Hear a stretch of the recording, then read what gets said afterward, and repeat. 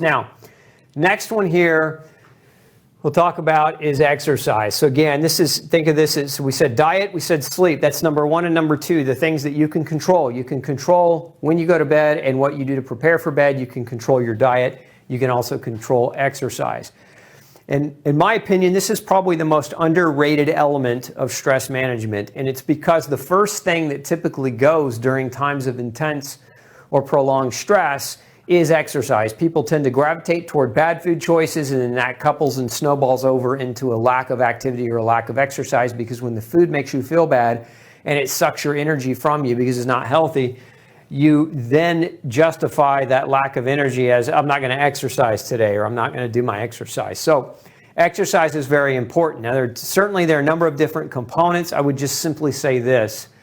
There's major areas of exercise that you want to address. So we've got strength being one area where exercise is critical. Now, when I say strength, this is weight bearing. So when we talk about strength, we're talking about weight bearing. And weight bearing could be like weights, but it can also be body weight. So when we talk about body weight, we're talking about things like weight machines. So maybe depending on whether or not you have access to these things. And again, with the COVID lockdowns, a lot of gyms were closed.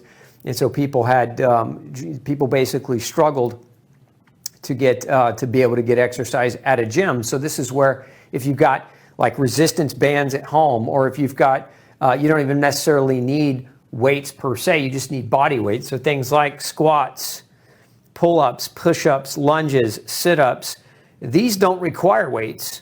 Right? They really barely require equipment. The only one of these activities that requires any equipment is a pull-up, and that's if you're doing them. So again, there are lots of different exercises, we call them calisthenics, that are body weight based exercises that will help to basically to build strength. But another aspect to activity is what many people refer to as cardiovascular. And so this would be something like jogging, or treadmill, or stair stepping, or running, or if you're one of these Peloton fans and you like the Peloton bike, like these are all versions of cardiovascular training, which it can be an important element as well. Cardiovascular is going to prime your body for longer bouts of movement, whereas strength training is typically very short in duration, whereas cardiovascular is typically much longer in duration.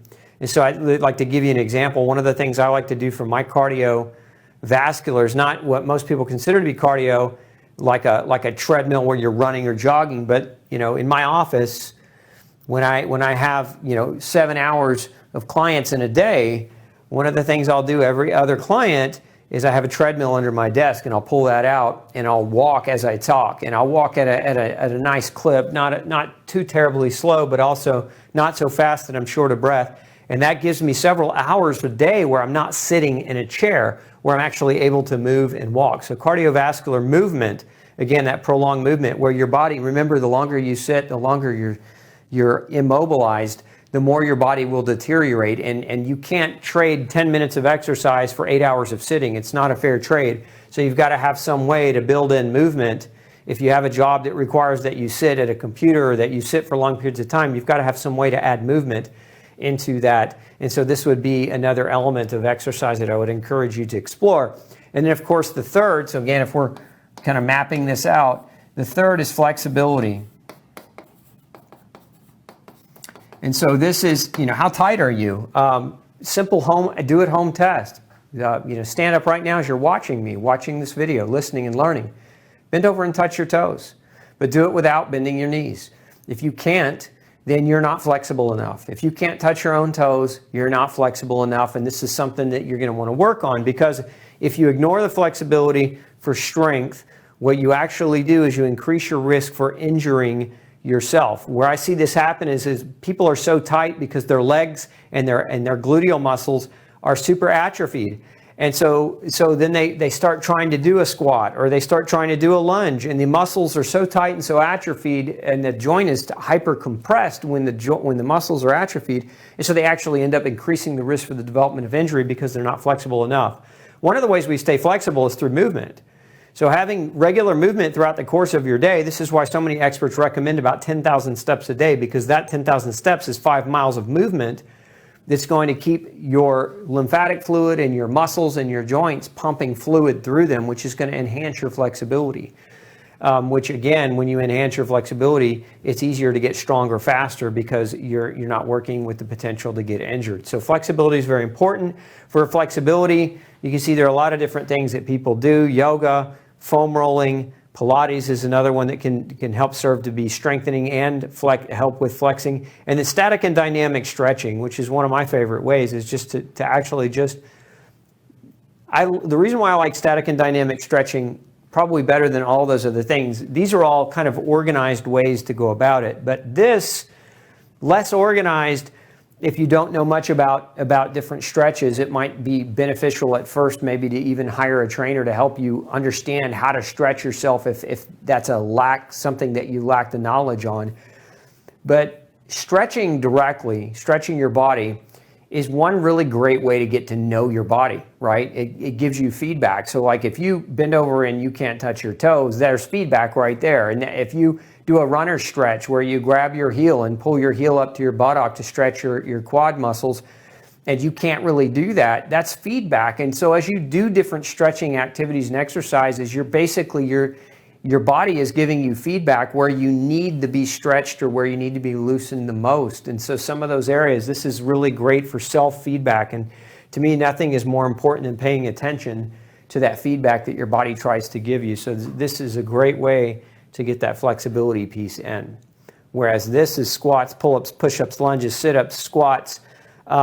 Additionally, beyond even these things, if you've got dumbbells at home, so shoulder presses, arm curls, there's just an infinite variety of different activities that can be done. Jumping lunges instead of regular lunges. If you can't do a full squat, half squat. Like there's a lot here that will help with the strength. And then again, if we're talking about cardio, certainly these are things that you can do. One of my other favorite forms of cardio is just good old-fashioned jump roping, because it doesn't require that you be in phenomenally great shape. You don't have to be able to go run 2 miles. You can just do what you can do. And so like a really good starter cardio warm-up routine would be to try to just do 100 jump ropes. And maybe if that sounds really challenging and daunting, maybe start with 20, right? There's no wrong here. There's no wrong level to start with. You start with the level that you feel comfortable and capable of, and you stay consistent with it, because that's the other thing about exercise. What wins with exercise is consistency in doing it, right? Consistency over time. If we're doing mathematical equation, consistency over time equals results. And lack of consistency over time also equals results, just not the ones you're looking for. So keep that in mind. We want consistency of performance over time. That's going to make us more flexible, stronger, and it's going to give us more energy, and it's going to make us feel better. It's going to give us better sense of self-consciousness.